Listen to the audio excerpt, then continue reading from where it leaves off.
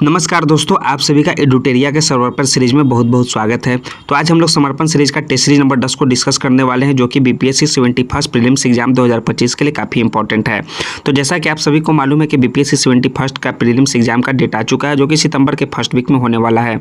तो हम लोग टेस्ट सीरीज नंबर 10 को इसको डिस्कस करने वाले हैं। तो अगर आप लोगों ने अभी भी चैनल को सब्सक्राइब नहीं किया है तो प्लीज़ दोस्तों चैनल को सब्सक्राइब कर दीजिए, क्योंकि 1 से लेकर 9 तक हम लोग अलग अलग वीडियो में इस टेस्ट सीरीज को डिस्कस कर चुके हैं, जो कि आपको एग्जाम पॉइंट ऑफ व्यू से काफ़ी इंपॉर्टेंट है। और जो इस नए चैनल पे हैं, जो नए विजिट कर रहे हैं, तो आप जरूर से जरूर सब्सक्राइब कर लीजिए दोस्तों, क्योंकि जो है आपको जो है एग्जाम पॉइंट ऑफ व्यू से ये टेस्ट सीरीज काफ़ी इंपॉर्टेंट है। एडुटेरिया का, खान सर का और बहुत से सारे पब्लिकेशन का जो बीपीएससी का टेस्ट सीरीज है वो एग्जाम पॉइंट ऑफ व्यू से काफ़ी इंपॉर्टेंट है।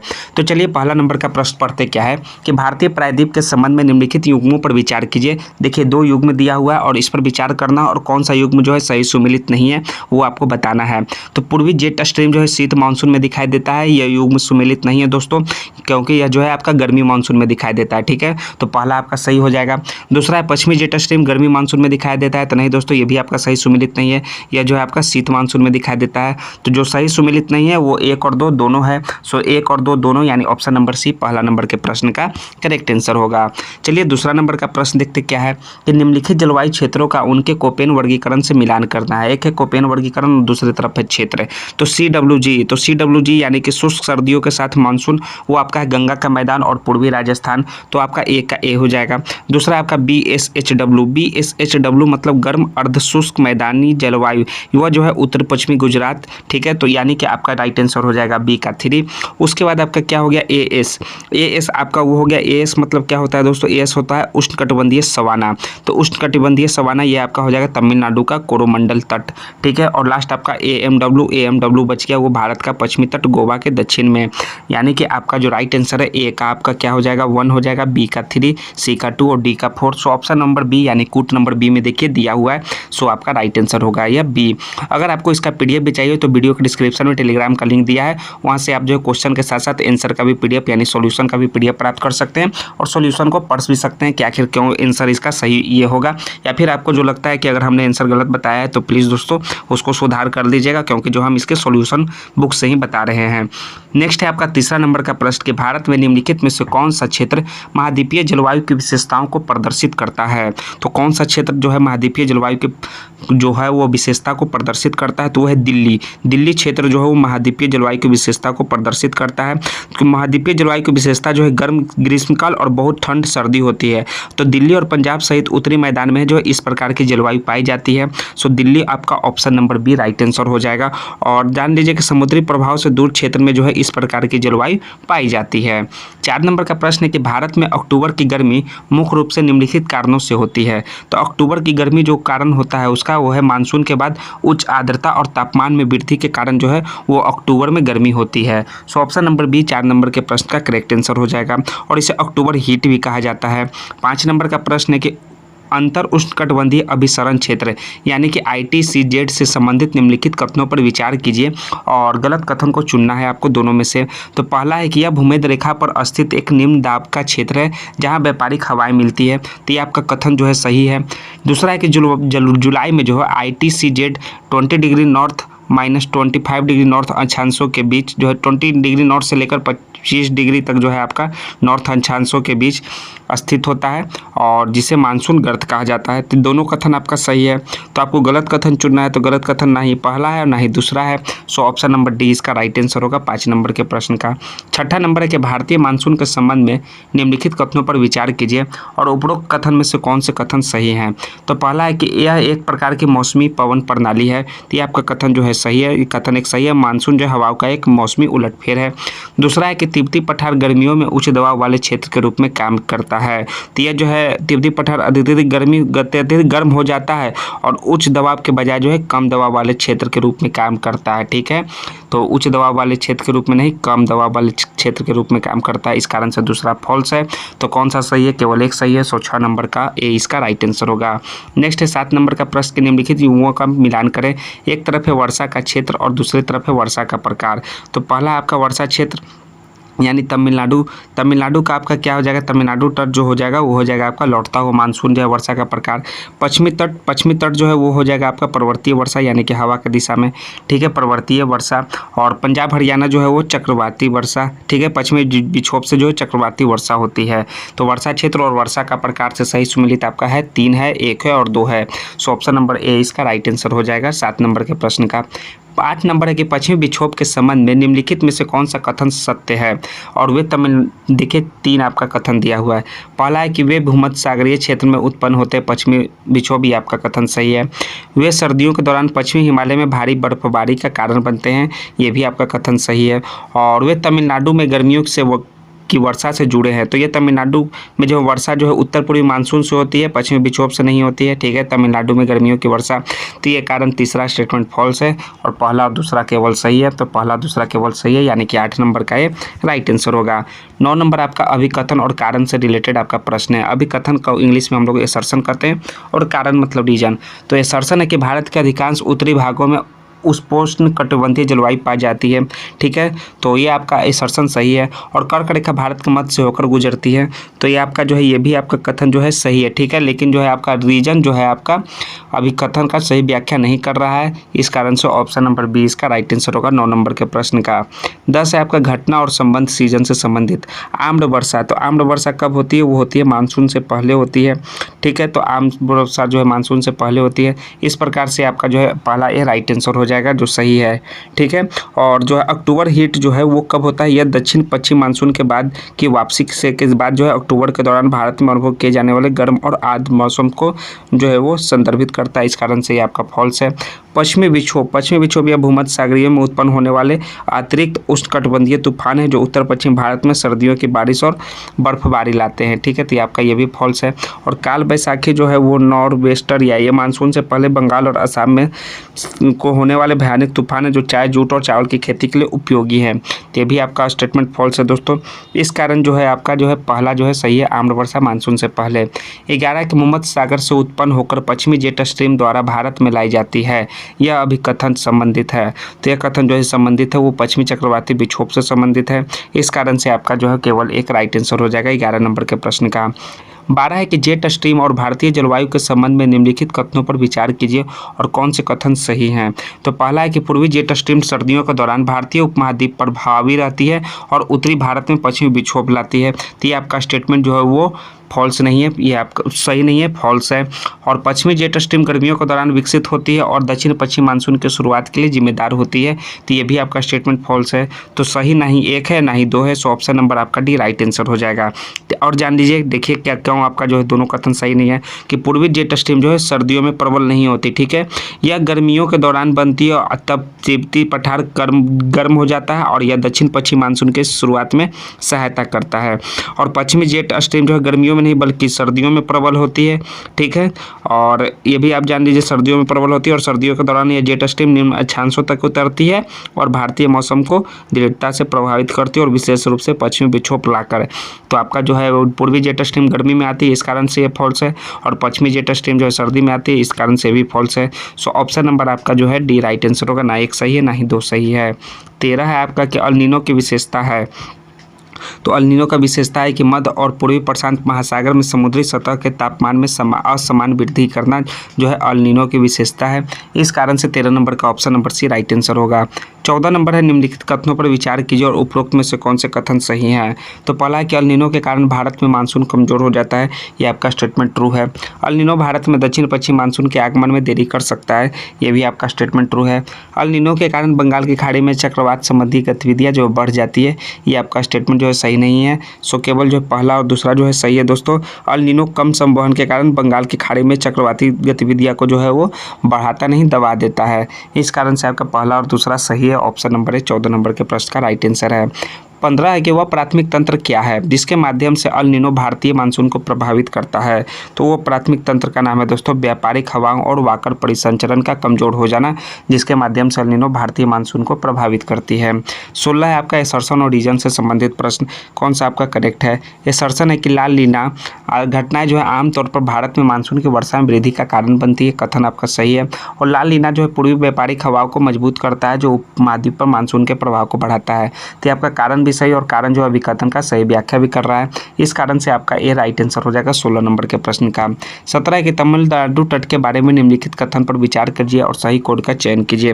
तो पहला आपका क्या है कि तमिलनाडु तट दक्षिण पश्चिम मानसून की बंगाल की खाड़ी शाखा के समानांतर स्थित है, ये आपका स्टेटमेंट ट्रू है। यह दक्षिण पश्चिम मानसून के अरब सागर शाखा के वर्षा छाया क्षेत्र में स्थित है, ये भी आपका स्टेटमेंट ट्रू है। सो 1 और 2 दोनों सही हो जाएंगे code. So option number C 17 number के प्रश्न का राइट आंसर है। 18 की गंगा के मैदान में निम्न दाब की द्रोणी दक्षिण की ओर बढ़ने लगती है तथा आसमान साफ हो जाता है तथा तापमान में वृद्धि के साथ आर्द्रता भी बढ़ जाती है। तो सही परिघटना चुने तो वो होता है लौटता हुआ मानसून। ठीक है, लौटता हुआ मानसून यानी कि 18 नंबर का ऑप्शन नंबर 20 का करेक्ट आंसर होगा। नेक्स्ट है 19 नंबर का प्रश्न कि भारत में औसत वार्षिक वर्षा के संबंध में निम्नलिखित कथनों पर विचार कीजिए। औसत वार्षिक वर्षा के संबंध में और गलत कथन का चयन करना है। तो पहला है कि सबसे अधिक वर्षा पश्चिमी तट तथा उत्तर पूर्व में उप हिमालयी क्षेत्रों में होती है, ये आपका कथन जो है सत्य है। दिल्ली, हरियाणा, पंजाब और दक्कन के पठार में 100 से 200 सेंटीमीटर के बीच वर्षा होती है, ये आपका कथन जो है दूसरा वो गलत है दोस्तों। सबसे अधिक वर्षा जो है वो 200 सेंटीमीटर पश्चिमी घाट, पूर्वोत्तर भारत और अंडमान निकोबार में होती है और गुजरात, पूर्वी तमिलनाडु आदि बिहार आदि के क्षेत्र में जो है वो 100 से 200 सेंटीमीटर के बीच की वर्षा होती है। इस कारण से आपका दूसरा स्टेटमेंट जो है फॉल्स है। और लद्दाख और पश्चिमी राजस्थान के अधिकांश इंच में 50 सेंटीमीटर से भी कम वर्षा होती है, तो ये भी आपका स्टेटमेंट ट्रू है। तो आपका पहला और जो है तीसरा वो ट्रू है और दूसरा जो है गलत है। इस कारण से आपका दूसरा राइट आंसर हो जाएगा केवल 2 19 नंबर के प्रश्न का। 20 नंबर का प्रश्न देखिए, निम्नलिखित कथनों पर विचार कीजिए और सही कोड का चयन करें। पहला है कि लौह अयस्क के कुल भंडार का लगभग 95% केवल ओडिशा, झारखंड और छत्तीसगढ़ राज्यों में स्थित है। तो केवल जो 95% झारखंड, ओडिशा और छत्तीसगढ़ राज्यों में नहीं दोस्तों, और भी राज्यों में स्थित है, जैसे कि गोवा, कर्नाटक, तेलंगाना, आंध्र प्रदेश, तमिलनाडु, इन सभी राज्यों में मिलाकर जो है 95% है कुल भंडार का। ठीक है, लौह अयस्क का। तो यह कारण आपका फॉल्स स्टेटमेंट हो जाएगा। सिर्फ 3 स्टेट में नहीं, आपका और भी स्टेट में जो है लगभग 95% है। और दूसरा है कि एशिया में लौह अयस्क का सबसे बड़ा भंडार भारत में है, तो ये आपका स्टेटमेंट ट्रू है दोस्तों कि एशिया में लौह अयस्क का सबसे बड़ा भंडार जो है भारत में ही है, यानी कि दूसरा स्टेटमेंट ट्रू है और पहला फॉल्स है।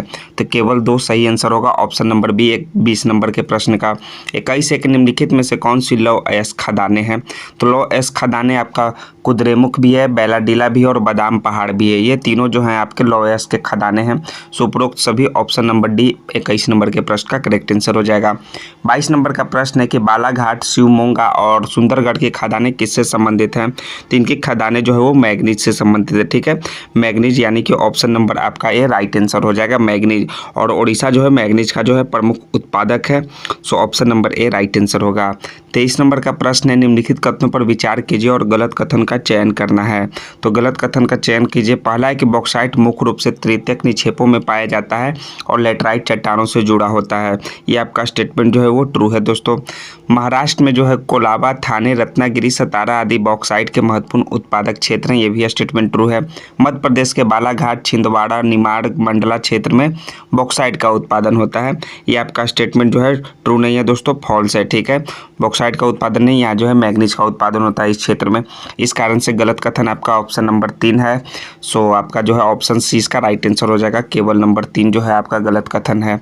24 है कि भारत में तांबे का सबसे बड़ा उत्पादक कौन है? तो सबसे उत्पादक राज्य तांबे का वो है मध्य प्रदेश। मध्य प्रदेश जो है भारत में तांबे का जो है अग्रणी उत्पादक है।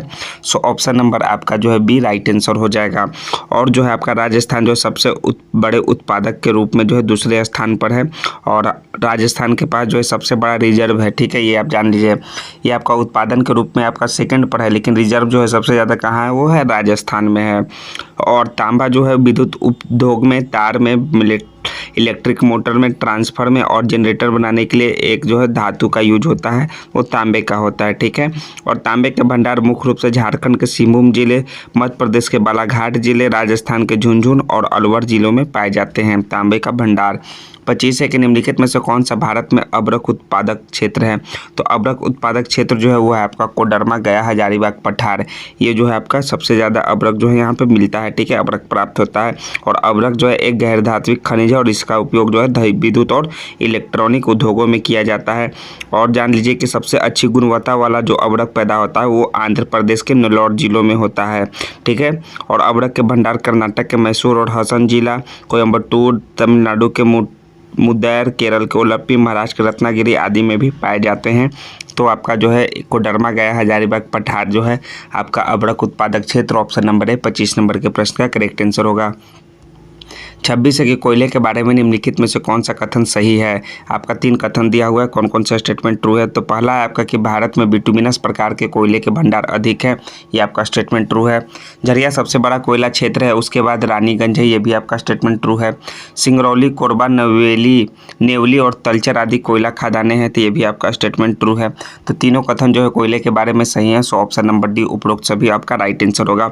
और जान लीजिए कि कोयले का उपयोग जो होता है वो ताप विद्युत उत्पादन और लय को गलाने में होता है। और भारत में जो है लगभग 80% जो कोयला जमा है वो है बिटुमिनस प्रकार का है और गैर कोकिंग ग्रेड का है। क्या है? गैर कोकिंग ग्रेड का। और झरिया सबसे बड़ा कोयला क्षेत्र है, उसके बाद रानीगंज है। और कोयला खदान केंद्र जो आपका हो गया आपका सिंगरौली, कोरबा, ये सभी जो है आपके कोयला खदानें हैं। तो ऑप्शन नंबर डी इसका राइट आंसर होगा। जोड़े का मिलान करें, एक तरफ है कोयला और दूसरी तरफ है क्षेत्र, तो एंथ्रेसाइट कोयला, ठीक है, पहला आपका दिया हुआ एंथ्रेसाइट कोयला किस क्षेत्र में पाया जाता है, वो आपका जम्मू कश्मीर में। तृतीयक कोयला असम और मेघालय में। लिग्नाइट कोयला वो पाया जाता है आपका तमिलनाडु, गुजरात के तटीय क्षेत्र में। और बिटुमिनस कोयला वो दामोदर घाटी में, ठीक है। इस प्रकार से आपका ए का 4, बी का 3, सी का 1 और डी का 2। सो ऑप्शन नंबर आपका 4, 3, 1, 2 ऑप्शन नंबर ए इसका राइट आंसर हो जाएगा। नेक्स्ट है आपका 28 नंबर, निम्नलिखित में से कौन सा कथन सही है। पहला है आपका कथन के पूर्वी तटीय मैदान उत्तरी सरकार और कोरोमंडल तट में विभाजित है, तो ये आपका स्टेटमेंट ट्रू है। और दूसरा है कि पश्चिमी तटीय मैदान कोंकण, कन्नड़ और मालाबार तट में विभाजित है, तो ये भी आपका स्टेटमेंट ट्रू है। तो 1 और 2 दोनों कथन जो है सत्य होंगे, so option number C 28 number के प्रश्न का राइट आंसर हो जाएगा। नेक्स्ट है आपका 29 नंबर के, निम्नलिखित में से कौन सा तटीय मैदान जो है बैक वाटर और कयाल के लिए जाना जाता है। तो बैक वाटर और कयाल के लिए जो है मालाबार तट जाना जाता है, तो मालाबार तट यानी कि ऑप्शन नंबर आपका जो है सी राइट आंसर हो जाएगा 29 नंबर के प्रश्न का। नेक्स्ट है आपका 29 के बाद सी 30 नंबर का प्रश्न कि निम्नलिखित द्वीपों को जो है उत्तर से दक्षिण की ओर व्यवस्थित करना है। तो उत्तर से दक्षिण की ओर व्यवस्थित कीजिएगा, तो सबसे उत्तर में आपका उत्तरी अंडमान आ जाएगा, उसके बाद आ जाएगा आपका छोटा अंडमान आ जाएगा, उसके बाद आ जाएगा आपका कार निकोबार आ जाएगा और लास्ट में आपका जो है महान निकोबार आ जाएगा। यानी 4, 2, 1, 3 जो है आपका उत्तरी से दक्षिण की ओर जो है सही सुमेलित है। तो 4, 2, 1, 3 ऑप्शन नंबर सी 30 नंबर के प्रश्न का राइट आंसर है। 31 एक निम्नलिखित में से कौन सा कथन गलत है। तो गलत स्टेटमेंट कौन सा है कि कार निकोबार द्वीप जो है भूमध्य रेखा के सबसे करीब स्थित है, ये आपका स्टेटमेंट फॉल्स है। बाकी ये तीनों स्टेटमेंट जो है वो ट्रू है। So option number B 31 number के प्रश्न का करेक्ट आंसर होगा। 32 नंबर का प्रश्न देखिए क्या है कि निम्नलिखित में से कौन से जोड़े सही हैं। तो पहला जोड़ा आपका दिया हुआ है बुंदेलखंड के पठार जो है मध्य प्रदेश एवं उत्तर प्रदेश में, ये जो है आपका जोड़ा जो है सही सुमेलित है। दूसरा है आपका कि बघेलखंड पठार जो छत्तीसगढ़ एवं झारखंड, तो यह मुख्य रूप से जो है मध्य प्रदेश, उत्तर प्रदेश और छत्तीसगढ़ में है, झारखंड में नहीं है, इस कारण से यह फॉल्स है। कर्नाटक पठार जो है दक्कन पठार का पश्चिमी भाग, यह जो है आपका सही है, यानी कि केवल 1 और 3 जो है वो सही कोड है। तो केवल 1 और 3 ऑप्शन नंबर सी 32 नंबर के प्रश्न का राइट आंसर है। 33 है कि पश्चिमी घाट को स्थानीय रूप से इसी नाम से जाना जाता है। तो पश्चिमी घाट को स्थानीय रूप से जो है किस नाम से जाना जाता है, वो जाना जाता है नीलगिरी की पहाड़ियाँ, ठीक है, और कर्नाटक और तमिलनाडु में, ठीक है। सो ऑप्शन नंबर इसका जो है केवल 2 ऑप्शन नंबर सी इसका राइट आंसर हो जाएगा 33 नंबर के प्रश्न का। और जैसे महाराष्ट्र में जो है सह्याद्री, कर्नाटक और तमिलनाडु में नीलगिरी पहाड़ियाँ तथा केरल में जो है वो अन्नामलाई पहाड़ियाँ और काडेम पहाड़ियाँ जानी जाती है, ठीक है, स्थानीय रूप से। इस कारण से जो है आपका नीलगिरी पहाड़ियाँ कर्नाटक और तमिलनाडु राइट आंसर होगा। भारत के प्रायद्वीपीय पठार को उच्चावच विशेषताओं के आधार पर कितने समूह में विभाजित किया गया है। जिसको जो है 3 समूह में विभाजित किया गया है, यानी ऑप्शन नंबर बी इसका करेक्ट आंसर हो जाएगा। पहला आपका दक्कन का पठार, दूसरा जो है आपका मध्य हाईलैंड्स और तीसरा जो है आपका पूर्वोत्तर पठार, ठीक है। इन 3 व्यापक समूहों में विभाजित किया गया है। 35 नंबर का प्रश्न है कि पूर्वी और पश्चिमी घाट की निम्नलिखित पहाड़ियों को उनके सर्वाधिक चोटियाँ ऊंची चोटियों के अवरोही क्रम में व्यवस्थित कीजिए, यानी कि घटते क्रम में व्यवस्थित करना है। तो पहले आपका जो होगा अन्नामलाई की पहाड़ियाँ जो है वो केरल और तमिलनाडु में है, जिसका जो है ऊंचाई जो है 2695 मीटर है, यानी कि पहला आपका अन्नामलाई हो जाएगा। दूसरा जो है आपका कौन सा हो जाएगा, वो होगा आपका नीलगिरी की पहाड़ियाँ। तीसरा आपका हो जाएगा सेवराउक हिल्स और चौथा जो हो जाएगा नल्लामाला, ठीक है, पहाड़ियाँ, यानी कि 1, 2, 4, 3। तो 1, 2, 4, 3 आपका जो है ऑप्शन नंबर ए में दिया हुआ है। So option number A 35 number के प्रश्न का राइट आंसर होगा। 36 है कि पूर्वोत्तर पठार की भूवैज्ञानिक विशेषताओं के संबंध में निम्नलिखित कथनों पर विचार कीजिए और निम्नलिखित में से कौन सा कथन सही है। पहला स्टेटमेंट है कि मुख्य रूप से ग्रेनाइट और नीस से बना है, यह स्टेटमेंट ट्रू है। पठार कई दोषों और घाटियों द्वारा विच्छेदित है, यह भी आपका स्टेटमेंट ट्रू है। यहाँ टेक्टोनिक अस्थिरता के संकेत जो है दिखाई देते हैं, तो ये भी आपका स्टेटमेंट ट्रू है। तो पूर्वोत्तर पठार के भूवैज्ञानिक विशेषता के संबंध में तीनों कथन सत्य हैं। So option number C 36 number के प्रश्न का राइट आंसर होगा। 37 नंबर है कि निम्नलिखित को मध्य हाईलैंड्स के भीतर पश्चिम से पूर्व की ओर व्यवस्थित करना है। तो पश्चिम से पूर्व की ओर व्यवस्थित करना है तो सबसे पहले आपका मालवा का पठार, दूसरा बुंदेलखंड का पठार, तीसरा आपका बघेलखंड का पठार और चौथा जो छोटा नागपुर का पठार। तो 1 2 3 4 जिस प्रकार से आपका दिया हुआ है उसी प्रकार से आपका राइट आंसर होगा ऑप्शन नंबर बी 37 नंबर के प्रश्न का। 38 नंबर का प्रश्न देखिए कि ग्रेटर हिमालय यानी कि हिमाद्री के बारे में निम्नलिखित में से कौन सा कथन सही नहीं है। यह कथन सही नहीं है कि इसकी औसत ऊंचाई जो है वो 4000 मीटर है। 4000 नहीं मीटर है, ये आपका स्टेटमेंट फॉल्स है। इसका जो औसत ऊंचाई है वो 6000 मीटर से भी अधिक है, इस कारण से यह स्टेटमेंट फॉल्स है। सो ऑप्शन नंबर सी इसका राइट आंसर है। बाकी दोनों और तीनों जो स्टेटमेंट है ए बी और डी ये सभी जो है आपका स्टेटमेंट ट्रू है, सिर्फ स्टेटमेंट सी जो है वो फॉल्स है। 39 नंबर का प्रश्न है कि हिमालय के सिंटोक्सियाल बर्ड निम्नलिखित स्थान पर स्थित है। तो ये कहाँ स्थित है, ये नंगा पर्वत और आपका नामचा बरवा में स्थित है, ठीक है, सिंटोक्सियाल मोड़, ठीक है। सो ऑप्शन नंबर आपका जो है राइट आंसर होगा नंगा पर्वत और नामचा बरवा में। 39 के बाद 40 है कि हिमालय के क्षेत्रीय विभाजनों के संबंध में निम्नलिखित कथनों पर विचार कीजिए और उपयुक्त में से कौन से कथन सही है।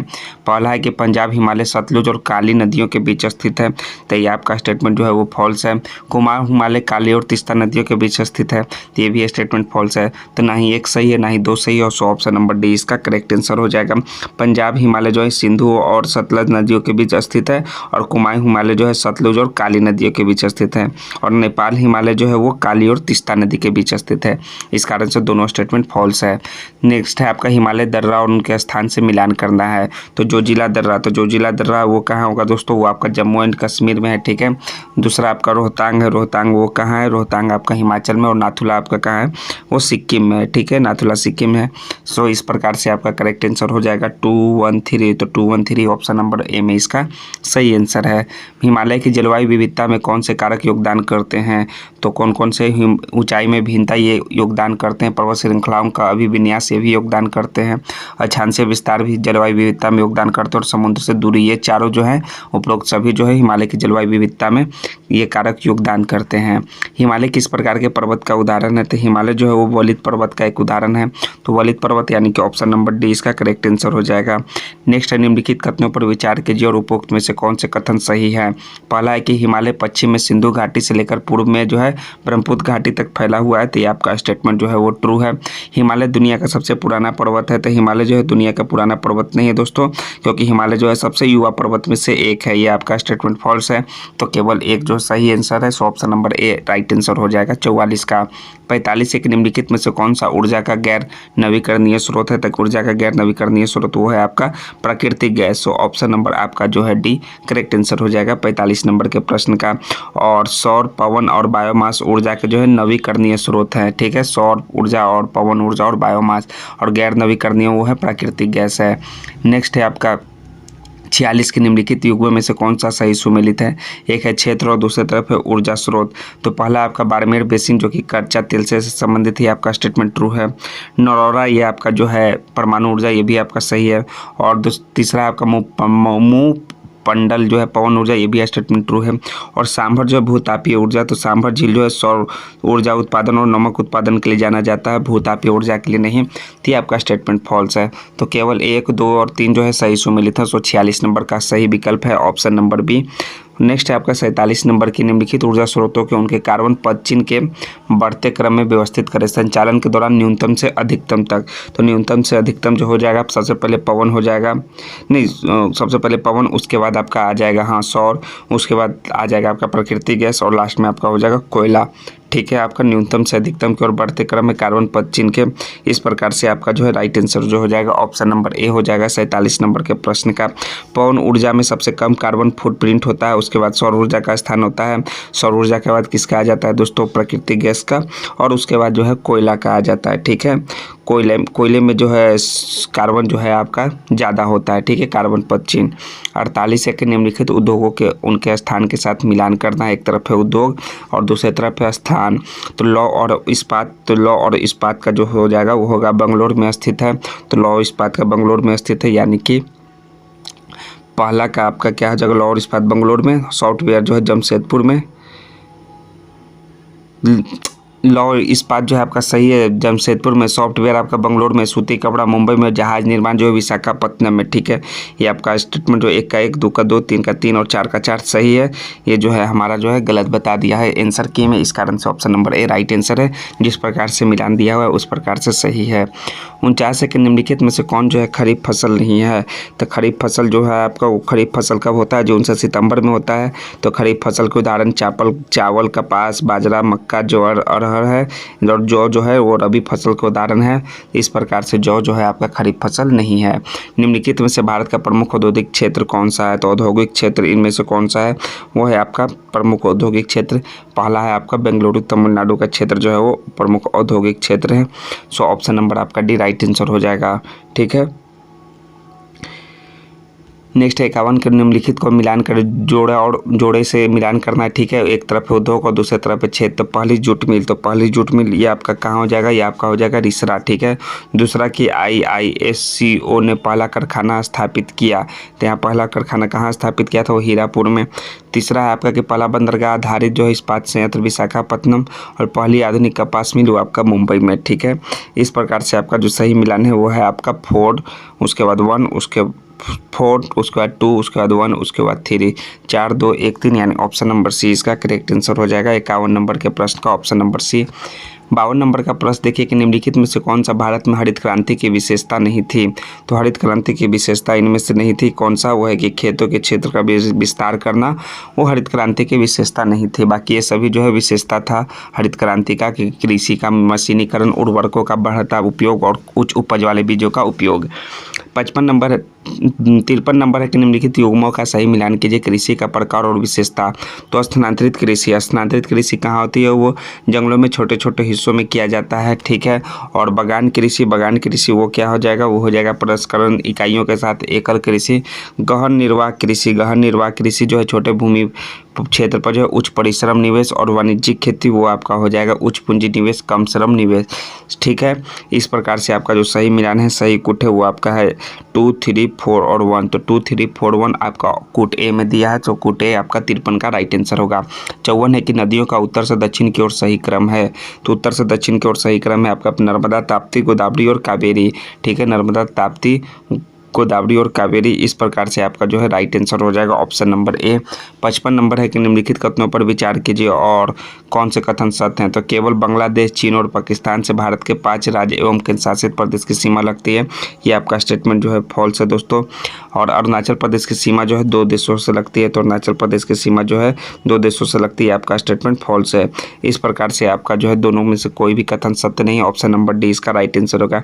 अब आपका देखिए कि केवल बांग्लादेश, चीन और पाकिस्तान से भारत के 5 राज्य एवं केंद्र शासित प्रदेश की सीमा लगती है, तो 5 केवल चीन, बांग्लादेश और पाकिस्तान से नहीं, इनका म्यांमार से भी लगती है और भूटान से भी लगती है और अफगानिस्तान से भी लगती है। इस कारण से पहला फॉल्स है। और अरुणाचल प्रदेश का जो है भूटान से लगता है, म्यांमार से लगता है, और कहाँ से लगता है दोस्तों, इसका जो है चीन से भी लगता है, ठीक है। इस कारण से जो है 2 देशों से नहीं 3 देशों से लगती है सीमा, तो इस कारण से ना 1 सही है ना ही 2 सही है। निम्नलिखित कथनों पर विचार कीजिए और असत कथन का पहचान कीजिए। हिमाचल हिमाद्री के दक्षिण में स्थित है, ये आपका स्टेटमेंट जो है ट्रू है। और महानदी कावेरी, ताप्ती एवं कृष्णा नदी का मुहाना बंगाल की खाड़ी में है, ठीक है, ये आपका स्टेटमेंट जो है वो फॉल्स है दोस्तों। और नेक्स्ट है आपका कि पश्चिमी तटीय मैदान पूर्वी तटीय मैदान की तुलना में अपेक्षाकृत अधिक चौड़े होते हैं, तो ये भी आपका स्टेटमेंट जो है वो फॉल्स है। इस कारण से आपका जो है केवल 2 और 3 जो है असत कथन है और पहला जो है आपका सत्य कथन है। तो 2, 3 इसका राइट आंसर होगा 56 नंबर के प्रश्न का। 57 नंबर का प्रश्न देखिए क्या है कि मृदा परिच्छेदिका के ऊपर से नीचे का सही क्रम क्या है। तो ऊपर से नीचे का सही क्रम है दोस्तों आपका ह्यूमस के वनस्पति के साथ ऊपरी मृदा, उसके बाद आपका हो जाएगा बालू गाद क्ले के साथ उप मृदा, उसके बाद आपका अपक्षयित चट्टानी पदार्थ और लास्ट में जनक चट्टाने, यानी कि 1, 2, 3, 4 आपका सही कूट है। सो ऑप्शन नंबर ए 57 का करेक्ट आंसर होगा। 58 नंबर का प्रश्न देखिए क्या है कि मृदा निर्माण की दर को क्या प्रभावित करता है? तो मृदा निर्माण की दर को जलवायु, तापमान, वर्षा, अपक्षय, ये चारों प्रभावित करता है। सो ऑप्शन नंबर डी 58 का राइट आंसर है।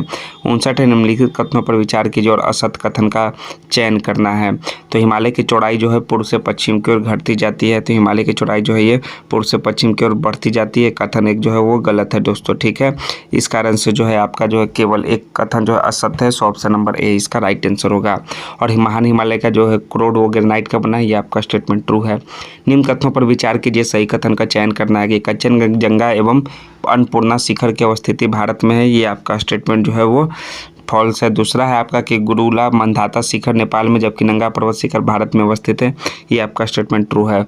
तो केवल जो है दूसरा स्टेटमेंट सही है। सो ऑप्शन नंबर बी इसका राइट आंसर हो जाएगा। अन्नपूर्णा जो है वो नेपाल में है और कंचनजंगा वो कहाँ है दोस्तों, वो भारत में है। इस कारण से जो है ये स्टेटमेंट फॉल्स हो जाएगा। 60 के बाद 61 नंबर है कि कथनों पर विचार कीजिए, सत्य कथन का चयन करना है। अरावली की पहाड़ियाँ गुजरात से लेकर दिल्ली तक फैली हुई है, तो ये आपका स्टेटमेंट जो है वो आपका सत्य है। अरावली की पहाड़ियाँ भारत की प्राचीनतम पहाड़ियाँ हैं, ये भी आपका स्टेटमेंट ट्रू है। तो इसका राइट आंसर हो जाएगा 1 और 2 सत्य कथन है, ऑप्शन नंबर सी। और इसका जो विस्तार है लगभग 800 किलोमीटर है। और अरावली की पर्वतमाला जो है वो भारत की सबसे पुरानी पर्वतमालाओं में से एक है। गलत कथन का चयन करें। गलत कथन इन 62 नंबर में कौन सा है? ब्रह्मपुत्र नदी जो है तिब्बत के मानसरोवर झील के पश्चिम से निकलती है और अरुणाचल प्रदेश में भारत में प्रवेश करती है, ये आपका स्टेटमेंट जो है वो फॉल्स है दोस्तों। और भारत में दूसरा सबसे बड़ा जलप्रपात जो है कावेरी नदी बनाती है, इसे जो है समुद्र नदी से माना जाता है। इसके बारे में जो दिया हुआ है आपका ब्रह्मपुत्र नदी के बारे में, ये आपका स्टेटमेंट फॉल्स है। इस कारण से आपका ए इसका राइट आंसर होगा। नेक्स्ट है आपका कि निम्नलिखित कथनों पर विचार कीजिए और असत्य कथन का चयन कीजिए। कावेरी ब्रह्मगिरी श्रृंखला से निकलती है तथा तमिलनाडु में कुडलूर के दक्षिण में बंगाल की खाड़ी में मिल जाती है, स्टेटमेंट ट्रू है। ब्राह्मणी एवं बैतरणी नदियां जो है पश्चिम की ओर बहती है, आपका स्टेटमेंट जो है वो फॉल्स है दोस्तों। ये जो है दोनों जो है आपका पूर्व की ओर बहती है, इस कारण से केवल असत्य कथन केवल 2 है। सो ऑप्शन नंबर बी 63 का राइट आंसर होगा। नेक्स्ट है 64 नंबर का प्रश्न देखिए कि निम्न विशेषताएं किस प्रकार के वनस्पति की है। तो पहला क्या दिया हुआ है, यहाँ जो है वृक्ष झाड़ियाँ एवं लताएं उगती है। इन वनों में आबनूस के वृक्ष पाए जाते हैं और इन वनों में पक्षी, चमगादड़ तथा कई रेंगने वाले जीव भी पाए जाते हैं। ये उष्णकटिबंधीय जो है वर्षा वन के ये उदाहरण है। सो ऑप्शन नंबर बी इसका राइट आंसर होगा 64 का। 65 है कि निम्नलिखित कथनों पर विचार कीजिए, उपरोक्त में से कितने कथन सत्य हैं। तो पहला है जो आपका कि फल एवं बागान प्राकृतिक वनस्पति हैं। तो फल एवं बागान वनस्पति पर प्राकृतिक वनस्पति हैं, तो ये आपका जो है प्राकृतिक वनस्पति नहीं, जो वनस्पति का भाग है, ठीक है। तो ये जो है आपका स्टेटमेंट फॉल्स है। दूसरा है कि वनस्पति जगत शब्द का अर्थ किसी विशेष क्षेत्र में किसी समय में पौधों की उत्पत्ति से है, तो ये आपका स्टेटमेंट जो है ये भी स्टेटमेंट फॉल्स। और हमारे देश में मुख्य रूप से 5 प्रकार की प्राकृतिक वनस्पतियां पाई जाती है, आपका स्टेटमेंट ट्रू है। कौन 5 प्रकार की प्राकृतिक वनस्पतियां पाई जाती है? पहला उष्णकटिबंधीय सदाबहार, दूसरा उष्णकटिबंधीय पर्णपाती, तीसरा उष्णकटिबंधीय कटीले वन, चौथा पर्णपाती वन और 5वां मैंग्रोव वन। यही 5 प्रकार की वनस्पतियां पाई जाती है, इस कारण से केवल एक कथन सत्य है, वो भी कथन 3। सो ऑप्शन नंबर है 65 नंबर के प्रश्न का राइट आंसर होगा। 66 के भारतीय वनों के संबंध में निम्नलिखित कथनों पर विचार कीजिए और उपयुक्त में से कितने कथन सत्य हैं वो आपको बताना है। तो कितने कथन सत्य हैं? तो पहला है उष्णकटिबंधीय सदाबहार वन मुख्यतः जो है पश्चिमी घाट के पूर्वी ढाल पर पाए जाते हैं, स्टेटमेंट फॉल्स है। उष्णकटिबंधीय सदाबहार यह वन जो है अरावली पर्वत श्रृंखला में पाए जाते हैं, ये भी स्टेटमेंट फॉल्स है। उष्णकटिबंधीय सदाबहार वनों के प्रमुख वृक्ष रोजवुड, महोगनी, सिनकोना है, ये स्टेटमेंट ट्रू है। भारत के सर्वाधिक क्षेत्र पर उष्णकटिबंधीय सदाबहार वनों के क्षेत्रों का वृक्षों का विस्तार है, ये आपका स्टेटमेंट फॉल्स है। और कत्था बनाने के लिए उपयुक्त खैर वृक्ष एक प्रकार का शुष्क पर्णपाती वन है, ये आपका स्टेटमेंट ट्रू है। तो केवल 3 और 5 जो है सत्य कथन है। इन 5 कथन में से केवल 3 और 5 यानी कि ऑप्शन नंबर ए इसका राइट आंसर हो जाएगा 66 नंबर के प्रश्न का। 67 है कि हिमालयी पर्वत क्षेत्रों में नीचे से ऊपर की ओर पाई जाने वाली वनस्पति का सही क्रम कौन सा है? तो सही क्रम है आपका पर्णपाती वन, शीतोष्ण आर्द्र शीतोष्ण कटिबंधीय वन और शीतोष्ण कटिबंधीय घास लाइकेन, ये जो है आपका सही वनस्पति का क्रम है। सो ऑप्शन नंबर सी इसका राइट आंसर हो जाएगा, जो कि हिमालय पर्वत क्षेत्र में नीचे से ऊपर की ओर पाई जाने वाले वनस्पति का सही क्रम है, ऑप्शन नंबर सी। 68 है कि इस मृदा में ह्यूमस की मात्रा कम होती है और इस मृदा में कर्नाटक, केरल और तमिलनाडु में चाय और कॉफ़ी उगाई जाती है, ये विशेषताएं किस मिट्टी के संबंध में है? तो ये विशेषताएं जो है लेटराइट मिट्टी के संबंध में है। So option number D 68 number के प्रश्न का राइट आंसर होगा। नेक्स्ट 68 का 69 यानी कि 69 नंबर का प्रश्न, निम्नलिखित कथनों पर विचार कीजिए और सत्य कथन का चयन कीजिए। तो पहला है कि बहता जल जो है मृतिका युक्त मृदाओं को काटते हुए गहरी वाहिकाएं बनाता है, जिससे जो है चादर अपर्दन कहते हैं। यह स्टेटमेंट फॉल्स है। दूसरा, जब ऊपरी मृदा घुलकर जल के साथ बह जाती है तो उस भूमि को अवनालिकाएं कहते हैं। ये भी आपका स्टेटमेंट फॉल्स है। ना ही पहला स्टेटमेंट सही है, ना ही दूसरा स्टेटमेंट सही है। सो ऑप्शन नंबर आपका डी राइट आंसर हो जाएगा।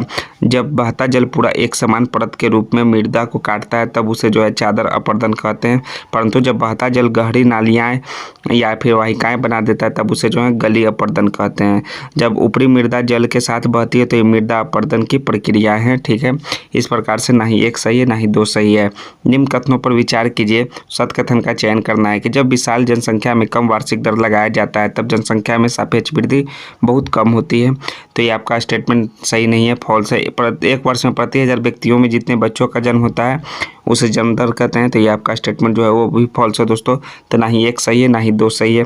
इस प्रकार से जो है आपका right answer option number D होगा। एक वर्ष में प्रति 1000 व्यक्तियों में जितने जीवित बच्चों का जन्म होता है और उसे जन्म दर कहते हैं, और यह वृद्धि का एक प्रमुख घटक है क्योंकि भारत में हमेशा जन्म दर मृत्यु दर से अधिक रहा है। सो ऑप्शन नंबर आपका डी राइट आंसर है। निम्नलिखित कथनों पर विचार कीजिए, आंतरिक प्रवास जनसंख्या के आकार में परिवर्तन लाता है। तो ये आपका स्टेटमेंट सही नहीं है। दूसरा है कि आंतरिक प्रवास जनसंख्या के वितरण को प्रभावित नहीं करता है, तो प्रभावित करता है। तो ये भी सही नहीं है। तो दोनों में से कोई भी कथन जो है सत्य ना है। सो ऑप्शन नंबर डी इसका राइट आंसर हो जाएगा 71 नंबर के प्रश्न का। 72 है कि कृष्णा नदी जल विवाद किन राज्यों के मध्य है? तो यह महाराष्ट्र, कर्नाटक, आंध्र प्रदेश और तेलंगाना राज्यों के मध्य है कृष्णा नदी जल विवाद। So option number C 72 number के प्रश्न का राइट आंसर होगा। 73 नंबर का प्रश्न है कि सूची 1 में नर्मदा और सूची 2 में बांध दिया हुआ है तो उसको मिलान करना है। तो नर्मदा जो है ओंकारेश्वर बांध यानी कि ए का 4 हो जाएगा। दूसरा चंबल जो है राणा प्रताप सागर बांध यानी कि बी का 2 हो जाएगा। कृष्णा जो है आपका नागा अर्जुन सागर बांध ये आपका 1 हो जाएगा। और कावेरी जो है आपका मेट्टूर बांध हो जाएगा, यानी कि 4 2 1 3 आपका सही मिलान है। So option number D right answer हो जाएगा 73 नंबर के प्रश्न का। नेक्स्ट 74 के सलाल प्रोजेक्ट का संबंध किस नदी से है? तो सलाल प्रोजेक्ट का संबंध चिनाब नदी से है। तो चिनाब यानी ऑप्शन नंबर 20 का करेक्ट आंसर हो जाएगा। यह परियोजना जो है चिनाब नदी पर बनाई जा रही है और यह एक जल विद्युत परियोजना है सलाल प्रोजेक्ट। 75 है कि रोडोडेंड्रॉन सिल्वर फर और जून पर किस प्रकार के वन से संबंधित है? तो ये जो है पर्णपाती वन से संबंधित है। तो पर्णपाती वन यानी कि ऑप्शन नंबर आपका जो है सी राइट आंसर हो जाएगा 75 नंबर के प्रश्न का। 76 नंबर का प्रश्न है कि निम्न कथनों पर विचार कीजिए और उपयुक्त में से कितने कथन असत्य हैं वो आपको बताना है। इनमें से जो है केवल 2 कथन असत्य हैं दोस्तों। तो 2 कथन यानी कि ऑप्शन नंबर आपका बी राइट आंसर हो जाएगा। 3 में जो है केवल 2 कथन असत्य हैं। और दोनों कौन कौन असत्य हैं वो है आपका दूसरा असत्य है और तीसरा असत्य है। पहला जो है आपका ट्रू है, ये दोनों आपका फॉल्स स्टेटमेंट है। नेक्स्ट है आपका 76 के बाद 77 के निम्न कथनों पर विचार कीजिए और असत्य कथन का चयन कीजिए। तो असत्य कथन पहला है कि राष्ट्रीय युवा नीति फरवरी 2015 में आरंभ की गई थी। ये आपका स्टेटमेंट जो है वो फॉल्स है, जो असत्य है। ठीक है, 2014 में आरंभ किया गया था। और राष्ट्रीय युवा नीति के तहत 15 से 35 वर्ष के आयु समूह के व्यक्ति को युवा के रूप में परिभाषित करती है। तो 15 से 35 नहीं दोस्तों, 15 से 29। इस कारण से दोनों स्टेटमेंट फॉल्स है। तो ऑप्शन नंबर सी 77 का राइट आंसर होगा। 78 है कि निम्नलिखित में से किस जनगणना दशक के लिंग अनुपात में भारत में सबसे अधिक गिरावट दर्ज हुआ था? वो गिरावट दर्ज हुआ था 1961 से 71 के बीच में। इस प्रकार से ऑप्शन नंबर आपका सी राइट आंसर हो जाएगा 78 नंबर के प्रश्न का। 78 के बाद 79 नंबर का प्रश्न है कि पेट्रो रसायन उद्योग के अंतर्गत निम्नलिखित में से किसको शामिल किया गया है? तो शामिल किया गया है आपको दोस्तों, आपको पॉलीमर को भी, कृत्रिम रेशे को भी, इलेक्ट्रोमर्स को भी और कीटनाशक को भी, ये चारों को जो है शामिल किया गया है। तो 79 नंबर का option number D right answer है। 80 के सीमेंट उद्योग के संदर्भ में निम्नलिखित में से कौन सा कथन असत्य है? तो असत्य कथन है कि भारत में पहले सीमेंट उद्योग की स्थापना जो है बिहार में हुआ। यह स्टेटमेंट जो है आपका असत्य है। इसका स्थापना 1904 में चेन्नई में हुआ था, ना कि बिहार में। बाकी ये दोनों स्टेटमेंट जो है वो ट्रू है। तो केवल जो है 2 नंबर का कथन जो है वो आपका असत्य है। 80 नंबर का बी राइट आंसर होगा। 81 नंबर का प्रश्न देखिए क्या है। लौह उद्योग के लिए, लौह इस्पात उद्योग के लिए निम्नलिखित में से किसका प्रयोग कच्चे माल के रूप में किया जाता है? तो कच्चे माल के रूप में प्रयोग किया जाता है चूना पत्थर का, कोयले का, मैग्नीज का, डोलोमाइट का, इन चारों का। 181 नंबर का option number D right answer होगा। 82 के भारत के सर्वाधिक क्षेत्रों में पाई जाने वाली मृदा कौन सी है? तो है जलोढ़ मृदा जो है भारत के सर्वाधिक क्षेत्रों में पाई जाने वाली मृदा है। निम्न में से किस मृदा में लौह एवं सिलिका की प्रधानता होती है? तो लोहे एवं सिलिका की प्रधानता जो है लाल और पीली मृदा में होती है। 83 नंबर का option number C right answer होगा। 84 के भारतीय वन प्रबंधन संस्थान की स्थापना वर्ष में की गई थी? तो वो किया गया था भोपाल में 1982 वर्ष में। सो ऑप्शन नंबर ए इसका राइट आंसर होगा। 85 के भारत के 18 जैव मंडलीय आरक्षित क्षेत्रों में निम्नलिखित में कौन शामिल नहीं है? तो आपका जिम कॉर्बेट पार्क जो है वो शामिल नहीं है दोस्तों आरक्षित क्षेत्रों में। बाकी मानस, सिमलीपाल और कच्छ का रण शामिल है 18 जैव मंडलीय आरक्षित क्षेत्र में। सो ऑप्शन नंबर सी इसका राइट आंसर है 85 नंबर के प्रश्न का। 86 के भारत में पहली बाग गणना कब की गई थी? तो 1972 में किया गया था आपका दोस्तों। सो ऑप्शन नंबर आपका जो है 1972 यानी option number B right answer है। 87 गोदावरी की सबसे बड़ी सहायक नदी कौन सी है? तो उसका नाम है प्राणहिता। प्राणहिता जो है गोदावरी की सबसे बड़ी सहायक नदी है यानी कि ट्रिब्यूटरी है। Option number D right answer होगा। गलत मिलान का चयन करें नगर और नदी। तो उज्जैन जो है नर्मदा नदी ये आपका जो है गलत मिलान है दोस्तों। उज्जैन जो है शिप्रा नदी के किनारे स्थित है, ये आपका गलत मिलान है। सो ऑप्शन नंबर आपका डी राइट आंसर हो जाएगा, गलत मिलान यही है। निम्नलिखित कथनों पर विचार कीजिए और सत्य कथन का चयन कीजिए। 2011 की जनगणना भारत के 15वीं जनगणना थी, ये आपका कथन जो है सत्य है। दूसरा है कि 2001 से 11 तक 10 की वृद्धि जो है 17.64% रही, ये भी आपका स्टेटमेंट सही है। इस दशक में पुरुषों की तुलना में महिलाओं की साक्षरता दर में तेजी से वृद्धि हुई, ये भी आपका कथन सही है। सो ऑप्शन नंबर डी आपका राइट आंसर हो जाएगा 89 नंबर के प्रश्न का। उसके बाद 89 के बाद 90 के मिलान कीजिए। सूची 1 में संस्थान और सूची 2 में स्थान दिया हुआ है। तो केंद्रीय रेशम अनुसंधान एवं प्रशिक्षण केंद्र ये कहाँ है दोस्तों? यह है आपका मैसूर एवं ब्रह्मपुर में। केंद्रीय ईरी अनुसंधान केंद्र ये कहाँ है? आपका उमेदी पाथर में।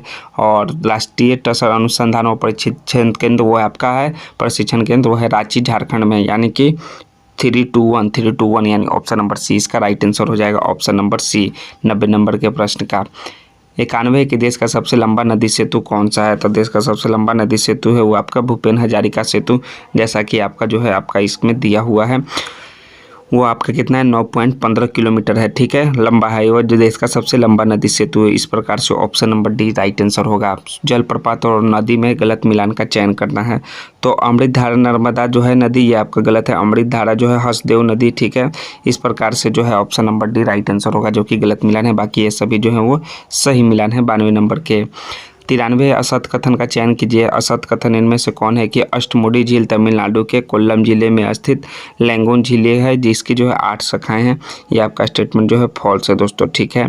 इस कारण से option number D right answer है 93 का। 94 है कि निम्नलिखित में से कौन सी जनजाति उत्तराखंड में मुख्य रूप से उपस्थित है? तो है जौनसारी जनजाति। जौनसारी जनजाति यानी option number C correct answer होगा 94 का। 95 के थीमेटिक मानचित्र के अंतर्गत निम्नलिखित में से किसे शामिल किया जाता है? तो शामिल किया जाता है आपको पहला जनसंख्या घनत्व मानचित्र को, दूसरा के वर्षा वितरण मानचित्र को, तीसरा शामिल किया जाता है परिवहन नेटवर्क मानचित्र और भाषा धर्म या जनजातीय समूह के वितरण मानचित्र को। ऊंचाई को नहीं शामिल किया जाता है, यानी कि 1, 2, 4 और 5। So option number C right answer हो जाएगा 95 नंबर के प्रश्न का। नेक्स्ट है 96 के निम्नलिखित में से किन राज्यों से होकर भारतीय मानक रेखा गुजरती है? तो वो गुजरती है आपका उत्तर प्रदेश से गुजरती है, और दूसरा आंध्र प्रदेश से, और तीसरा जो उड़ीसा से। ये 3 राज्यों से गुजरती है, तेलंगाना से नहीं। तो 1, 2 और 4 1, 3 और 4। सो ऑप्शन नंबर आपका सी राइट आंसर हो जाएगा 96 नंबर के प्रश्न का। 97 के भारत में लौह-अयस्क निम्न में से किस क्रम की शैली में पाया जाता है? तो धारवाड़ क्रम की शैली में पाया जाता है लौह-अयस्क। So option number B right answer होगा 97 का। 98 है कि फॉल्स स्टेटमेंट का चयन करना है कि कृष्णा नदी की लंबाई जो है 1310 किलोमीटर है। ये आपका स्टेटमेंट जो है फॉल्स है दोस्तों। कृष्णा नदी की लंबाई जो है वो महाराष्ट्र के महाबलेश्वर से निकलती है और 1400 किलोमीटर है इसकी लंबाई। इस कारण से फॉल्स स्टेटमेंट सी है, option number C right answer है। नेक्स्ट है 99 के भारत में सबसे पुराना तेल का भंडार कहाँ है? तो वो है आपका डिगबोई असम में है, ठीक है, डिगबोई। सो ऑप्शन नंबर आपका डी राइट आंसर हो जाएगा 99 का। 100 है कि कैमूर पठार किसके लिए प्रसिद्ध है? तो कैमूर पठार जो है चूना पत्थर के लिए प्रसिद्ध है, option number B correct answer है। 101 है बिहार बजट 25-26 के संदर्भ में बिहार सरकार को विभिन्न स्रोतों से प्राप्त होने वाले आय या अनुदान का सही अवरोही क्रम है। तो सही अवरोही क्रम कौन सा है दोस्तों? वो सही अवरोही क्रम है आपका केंद्रीय करों में राजस्व का अंश, फिर राज्य सरकार के कर राजस्व, लोक ऋण और केंद्र सरकार से सहायता अनुदान। ये जो है आपका सही आय का जो अनुदान का सही अवरोही क्रम है। सो ऑप्शन नंबर डी 101 का करेक्ट आंसर है। 102 है कि बिहार बजट के संदर्भ में निम्न कथनों पर विचार कीजिए और सत्य कथन का चयन कीजिए। तो पहला है कि बजट 25-26 में बिहार सरकार ने लगभग 3.16 लाख करोड़ रुपए के खर्च का लक्ष्य रखा, ये आपका सही है। यह लक्ष्य पिछले वित्तीय वर्ष के बजट से जो है 38,169 करोड़ रुपये अधिक है। ये भी स्टेटमेंट सही है। तो 1 और 2 दोनों कथन सत्य है बिहार बजट के संदर्भ में। 103 है कि निम्न कथनों पर विचार कीजिए और सत्य कथन का चयन कीजिए। तो सत्य कथन का आपका चयन करना है कि बिहार बजट 25-26 में सबसे ज़्यादा खर्च जो स्वास्थ्य विभाग में हुआ। ठीक है, तो ये आपका सत्य नहीं है दोस्तों। दूसरा है कि स्वास्थ्य विभाग में आवंटित राशि जो 60,964 करोड़ रुपये, ये भी आपका सत्य नहीं है। ना ही 1 सही है, ना ही 2 सही है। सबसे ज़्यादा खर्च जो है वो शिक्षा पर हुआ था। ठीक है, और स्वास्थ्य विभाग का बजट जो है 20,035 करोड़ है। इस प्रकार से आपका पहला और दूसरा नहीं सही है। So option number D right answer होगा। और जो 60,964 करोड़ रुपया लिखा हुआ वो जो है आपका कहाँ खर्च हुआ है, वो शिक्षा के क्षेत्र में आवंटित हुआ है। 103 के बाद 104 नंबर का प्रश्न देखिए कि बिहार सरकार ने बजट 25-26 में राज्य के राजकोषीय घाटे यानी कि फिजिकल डिफिसिट का लक्ष्य जीएसडीपी का कितना प्रतिशत रखा है, तो 2.98% रखा है, यानी कि ऑप्शन नंबर सी इसका राइट आंसर हो जाएगा। बजट 25-26 में बिहार सरकार द्वारा 7 निश्चय टूक योजनाओं के लिए कितनी रकम का प्रावधान किया गया है, तो इसके लिए जो है आपका 5,972 करोड़ रुपये का प्रावधान किया गया है, यानी ऑप्शन नंबर बी 105 नंबर के प्रश्न का राइट आंसर है। 106 एक निम्न कथनों पर विचार कीजिए और असत्य कथन का पहचान कीजिए। बिहार बजट 25-26 के अनुसार 23-24 में राज्य की प्रति व्यक्ति आय जो है 66,628 रुपये होने का अनुमान है। ये आपका कथन सही है। वित्त वर्ष 22-23 में प्रति व्यक्ति आय वित्त वर्ष 23-24 से 13% कम थी। यह भी आपका कथन सही है। तो ना ही आपका 1 असत्य है, ना ही 2 असत्य है। सो ऑप्शन नंबर डी इसका राइट आंसर है। दोनों कथन जो है वो सत्य है। 107 है कि बिहार बजट 2025-26 के अनुसार निम्न कथनों पर विचार कीजिए और सत्य कथन का चयन कीजिए। पहला है कि वित्त वर्ष 23-24 में सेवा क्षेत्र में 10.8% अस्थिर मूल्य पर जो है क्योंकि वृद्धि का अनुमान है। ये आपका कथन सही है। वित्त वर्ष 23-24 में कृषि, विनिर्माण और सेवाओं का अर्थव्यवस्था में क्रमशः 24%, 18% और 58% योगदान होने का अनुमान है। ये भी आपका कथन सही है। तो 1 और 2 दोनों कथन सत्य हो जाएगा। 107 नंबर का सी राइट आंसर है। 108 है कि बिहार बजट 2025-26 से संबंधित निम्न कथनों पर विचार कीजिए और कितने कथन जो है वो सत्य हैं। तो मुंगेर में कैंसर अस्पताल का निर्माण, ये आपका स्टेटमेंट जो है फॉल्स है दोस्तों। बेगूसराय में कैंसर अस्पताल का निर्माण होगा। बिहार राज्य पथ परिवहन निगम में महिलाओं के लिए 35% आरक्षण जो है, तो ये भी आपका स्टेटमेंट जो है वो फॉल्स है दोस्तों। दूसरा है आपका कि वायु गुणवत्ता में सुधार के लिए 1,000 करोड़ रुपये का जो है निवेश, ये भी आपका स्टेटमेंट जो है फॉल्स है। वायु गुणवत्ता में 100 करोड़ रुपये का निवेश। ठीक है, और बिहार राज्य पथ परिवहन निगम में महिलाओं के लिए 33% आरक्षण, ना कि 35%। तो सभी कथन जो फॉल्स है, गलत हैं। ठीक है, कोई भी सही नहीं है। सो ऑप्शन नंबर डी सभी कथन असत्य हैं। बिहार बजट 25-26 के अनुसार 31 मार्च 2025 तक राज्य पर कुल कितना सार्वजनिक ऋण है, तो राज्य पर जो है कुल कितना सार्वजनिक ऋण है वो है आपका 3,32,740 करोड़ रुपए। सो ऑप्शन नंबर आपका बी राइट आंसर होगा 109 नंबर के प्रश्न का। 110 है कि बिहार बजट 25-26 में उल्लेखित घोषणाओं के संबंध में निम्न बिंदुओं पर ध्यान दें और सत्य कथन का चयन करें। पहला है कि सुधा के तर्ज पर संयुक्त रूप से सभी जिलों में तरकारी सुधा आउटलेट जो है चालू किया जाएगा। ये आपका कथन जो है असत्य है दोस्तों। ठीक है, सभी पंचायतों में कन्या विवाह मंडप, ये सही कथन है। पटना में महिला हाट, ये भी सही है। सभी शहरों में महिलाओं के लिए पिंक टॉयलेट, ये भी आपका कथन सही है। तो 2, 3, 4 आपका जो है कथन सही है, बाकी जो है पहला जो है आपका फॉल्स है। तो 2, 3, 4 यानी ऑप्शन नंबर सी इसका 110 का राइट आंसर होगा। नेक्स्ट है 111 नंबर का प्रश्न कि हाल ही में अनुमोदित डिजिटल कृषि मिशन के अंतर्गत एग्री स्टैक में कौन कौन से प्रमुख घटक शामिल है, तो इसमें जो है किसान रजिस्ट्री, भू संदर्भित गाँव नक्शे, बोई हुई फसल के रजिस्ट्री, ये एग्री स्टैक में शामिल है प्रमुख घटक। सो ऑप्शन नंबर ए 111 का करेक्ट आंसर होगा। 112 है कि 23वें निविधि आयोग के संबंध में निम्नलिखित कथनों पर विचार कीजिए और सत्य कथन का चयन कीजिए। तो सत्य कथन कौन सा है 112 नंबर का, तो वो पहला है कि इसका कार्यकाल 1 सितंबर 2024 से 31 अगस्त 2027 तक निर्धारित किया गया। ये आपका कथन सही है। दूसरा का आयोग में 1 पूर्णकालिक अध्यक्ष और सचिव सहित 4 पूर्णकालिक सदस्य होंगे, ये भी आपका कथन सही है। यह एक गैर संवैधानिक निकाय, ये भी आपका कथन सही है। तो 23वें विधि आयोग के संबंध में सभी चारों option number D right answer होगा। सभी तीनों कथन सत्य हैं। 113 है कि अपराजिता महिला एवं बाल विधेयक 2024 किस राज्य द्वारा पारित किया गया है, तो ये जो है वेस्ट बंगाल के द्वारा पारित किया गया, यानी Paschim Bangal. Option number C 113 number का करेक्ट आंसर होगा। 114 है कि निम्नलिखित कथनों पर विचार कीजिए और सत्य कथन का चयन कीजिए।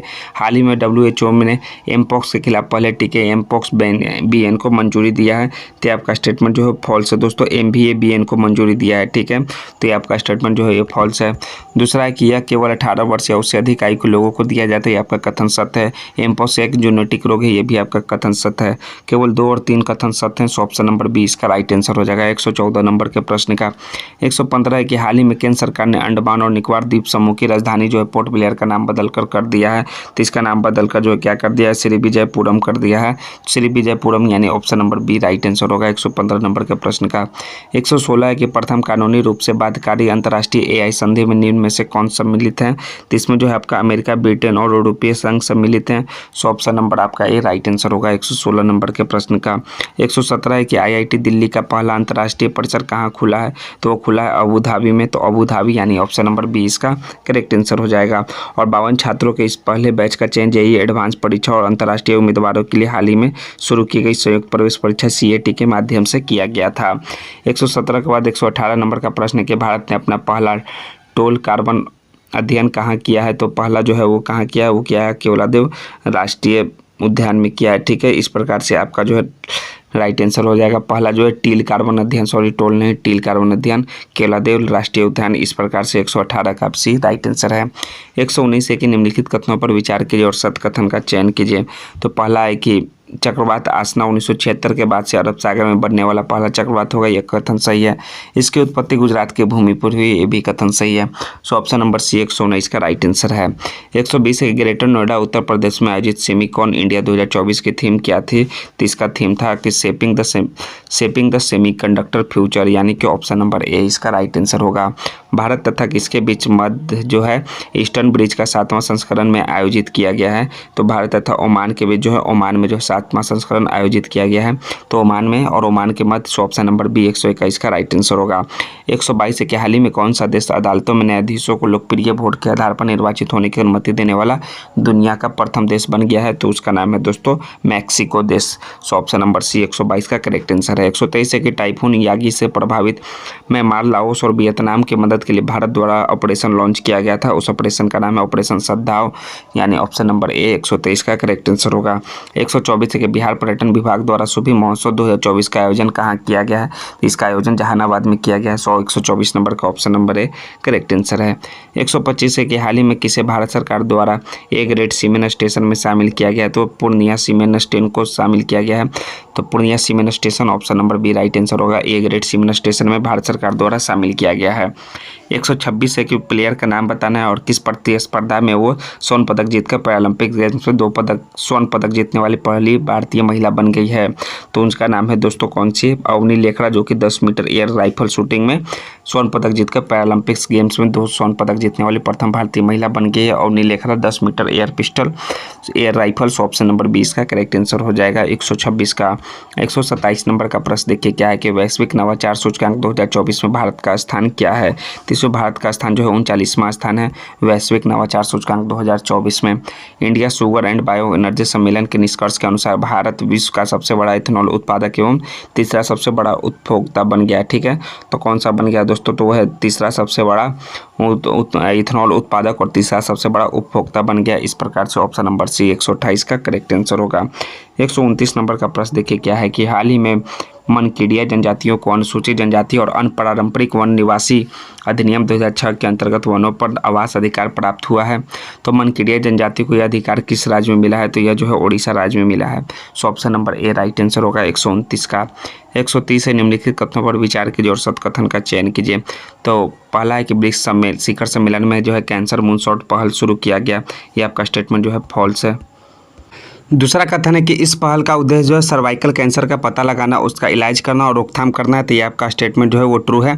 और पहला जो स्टेटमेंट है ब्रिक्स शिखर सम्मेलन में वो कैंसर मूनशॉट पहल का शुरू किया गया, ये आपका स्टेटमेंट जो है फॉल्स है।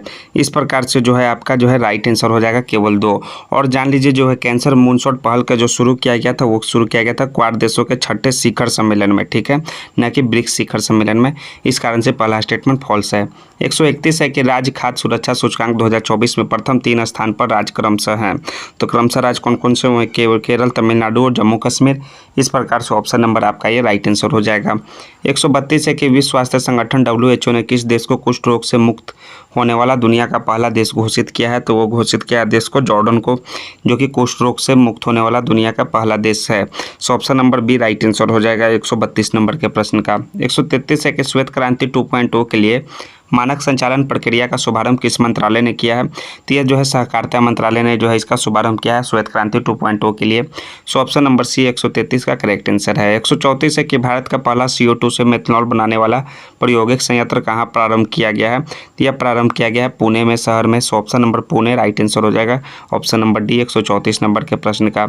135 है कि भास्कर डिजिटल प्लेटफॉर्म का संबंध किस मंत्रालय से है? तो इसका संबंध जो है वाणिज्य और उद्योग मंत्रालय से भास्कर डिजिटल प्लेटफॉर्म का संबंध। नाबार्ड के सहयोग से किस संस्थान में जो है GI टैग सुविधा केंद्र खोला जाएगा? तो ये जो है खोला जाएगा दोस्तों कौन सा संस्थान में? बिहार कृषि विद्यालय सबौर भागलपुर में खोला जाएगा। इस प्रकार से 136 नंबर का option number A right answer होगा।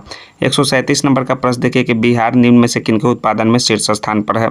तो शीर्ष स्थान पर जो है वो आपका लीची में, मखाना में और किस पे है? और आपका मशरूम में। ठीक है, इन तीनों में जो है बिहार जो है शीर्ष स्थान पर है उत्पादन में। सो 1, 2, 3 ऑप्शन नंबर आपका राइट आंसर हो जाएगा। 137 के बाद 138 नंबर का प्रश्न है कि अगस्त 2024 तक बिहार में UPI ट्रांजैक्शन में शीर्ष 3 जिला है। तो शीर्ष 3 जिला कौन है? पटना, मुजफ्फरपुर और पश्चिम चंपारण। इस प्रकार से आपका जो है right answer option number C होगा UPI ट्रांजैक्शन में। भारत ने किस देश को हराकर 5वीं बार men's hockey Asian champions trophy जीत ली है? तो है चीन देश को हराकर जो है 5वीं बार जो है mains hockey Asian champions trophy जीती है। और कब कितना फाइनल में जो है कितना से हराया था? वो 1-0 से भारत चीन को हराया था। 140 के कर्नाटक की निगरानी शुगर्स लिमिटेड ने 86.50 करोड़ रुपए में किस चीनी मिल का अधिग्रहण किया है? तो वो किया है दोस्तों रीगा चीनी मिल, जो कि सीतामढ़ी में है। तो रीगा चीनी मिल ऑप्शन नंबर ए इसका राइट आंसर हो जाएगा 140 नंबर के प्रश्न का। और कर्नाटक की निरानी शुगर्स लिमिटेड ने है इसको जो है मिल का अधिग्रहण किया है। रीगा चीनी मिल सीतामढ़ी में है उसको। अब नेक्स्ट है 140 के बाद 141 नंबर का प्रश्न है आपके मैथ के हैं। तो 141 से लेकर 150 तक मैथ और रीजनिंग के संबंधित आपके प्रश्न होंगे। तो इसको जो आपको वीडियो को पॉज करके या फिर आपको जो है PDF की सहायता से सॉल्व करना होगा। और इसका देखिए ये सॉल्यूशन भी आपको जो है वो है, ठीक है, ये सॉल्यूशन रहा था। ठीक है, तो अगर आपको ये PDF जो चाहिए सेट नंबर 10 का, तो आप वीडियो के डिस्क्रिप्शन में टेलीग्राम का लिंक दिया हुआ है, वहाँ से आप ज्वाइन कर सकते हैं और सॉल्यूशन को प्राप्त कर सकते हैं। तो जय हिंद दोस्तों, थैंक्स दोस्तों। अगर आपने चैनल को सब्सक्राइब नहीं किया है तो प्लीज़ दोस्तों चैनल को सब्सक्राइब कर दीजिए, क्योंकि एग्जाम पॉइंट ऑफ व्यू से ये सेट काफ़ी इंपॉर्टेंट है। धन्यवाद।